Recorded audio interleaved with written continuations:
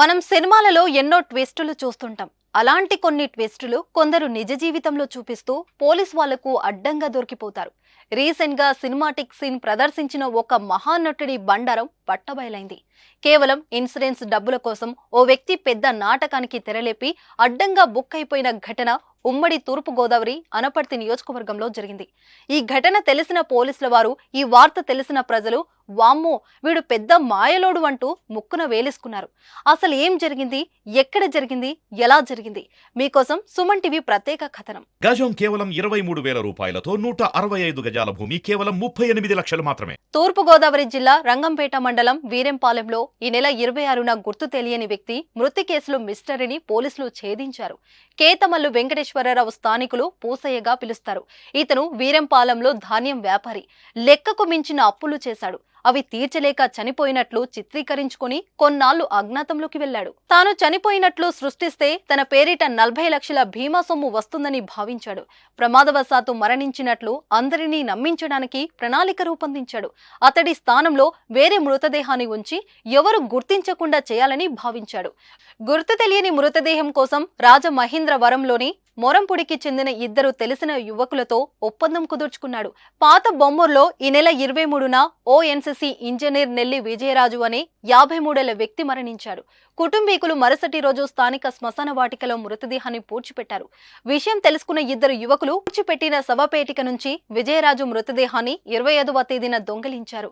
వీరయ్య చెప్పిన ప్రకారం మన్నాడు దాన్ని వీరంపాలెం తీసుకెళ్లి ఓ పొలంలోని ట్రాన్స్ఫారం వద్ద పెట్రోల్ పోసి తగలబెట్టారు.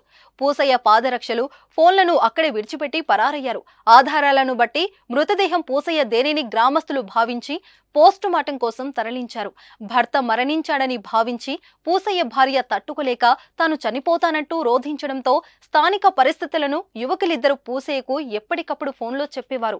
బాధపడుతున్న భార్యకు విషయం ఎలాగైనా చెప్పాలని భావించి పూసయ్య మరో పథకాన్ని రూపొందించాడు. యువకులు ఎవరో పొలంలో మృతదేహాన్ని కాలుస్తుండగా తాను అడ్డుకున్నానని, దీంతో వారు తనను కొట్టి ఆటోలో తీసుకెళ్లి దూరంగా తుప్పల్లో పడేసినట్లు చెప్పుకొచ్చాడు. అతడి శరీరంపై గాయాలు లేకపోవడంతో అనుమానాలకు తావించింది. దీంతో పోలీసులు తమదైన శైలిలో విచారించగా అసలు విషయం చెప్పాడు. అతడికి సహకరించిన ఇద్దరిని కూడా పోలీసులు అరెస్టు చేశారు. అందరికీ నమస్తే అండి.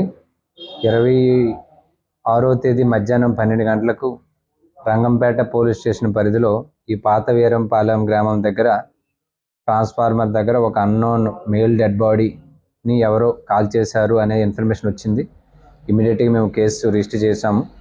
రిజిస్టర్ చేసి ఒక 2 టీమ్స్గా ఫామ్ అయ్యి ఆ బాడీని ఎవరనేది ఐడెంటిటీ ఎస్టాబ్లిష్ చేయడానికి ఇన్వెస్టిగేషన్ కొనసాగించగా అదే విలేజ్కి చెందిన కేతమల్ల వెంకటేశ్వరరావు చనిపోయినట్టు అందరూ ఇనిషియల్గా భావించారు.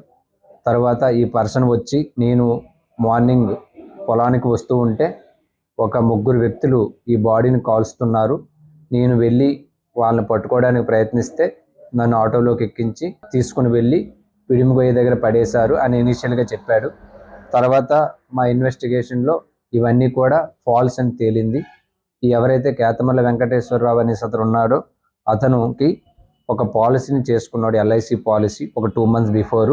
నార్మల్ డెత్ అయితే 20 lakhs, యాక్సిడెంటల్ డెత్ అయితే 40 lakhs అనే విషయం అతను తెలుసుకున్నాడు.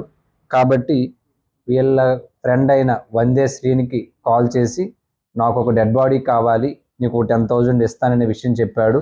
అప్పుడు ఈ వందే శ్రీని ఏం చేశారంటే, ఇతనికి మిగతా ఇద్దరు ఉన్నారు, ఉక్కంపేటకు చెందిన తలారి సుబ్బారావు, మారంపూడికి చెందిన చిన్ని అనే వ్యక్తులను సంప్రదించి వాళ్ళు ఈ బొమ్మూరు దగ్గర ఉన్న ఒక శ్మశానం దగ్గర నార్మల్గా చనిపోయిన వ్యక్తిని ఆల్రెడీ క్రిమేట్ చేసిన పాతేసిన శవాన్ని తీసి ఆ బాడీని కారులో తీసుకుని వచ్చి ఈ విలేజ్ దగ్గర ఉన్న ట్రాన్స్ఫార్మర్ దగ్గరికి తీసుకుని వచ్చి ఇదంతా కూడా ఈ వెంకటేశ్వరరావు చనిపోయినట్టు క్రియేట్ చేయడానికి వీళ్ళందరూ కూడా ట్రై చేశారు. కానీ రియల్గా అయితే మాత్రం వీళ్ళు ఎల్ఐసి ఏదైతే ఉందో ఆ ఇన్సూరెన్స్ అమౌంట్ని క్లెయిమ్ చేయడానికి ఈ సీన్ అంతా కూడా క్రియేట్ చేయడం జరిగింది. వీళ్ళందరినీ కూడా నిన్న మధ్యాహ్నం అరెస్ట్ చేశాము. ఈరోజు రిమాండింగ్ పంపుతున్నాం.